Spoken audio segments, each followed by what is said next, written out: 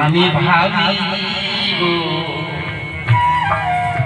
তারা তো কেউ আপন হলো না, হায় গো ওরে তারা তো কেউ আপন হলো না। আমার কথা শাস্ত্রের কথা, সাধুদের কথা নিত্য নিয়ত দেখছি আমরা। যাদের আপন ভাবি সত্যি আপন নয়, যাদের জন্য মন কাঁদে প্রাণ কাঁদে তারা সত্যি ব্যথা দেয় ছাড়া আপন মানে শান্তি দিতে পারে না। এমন চির আপনজন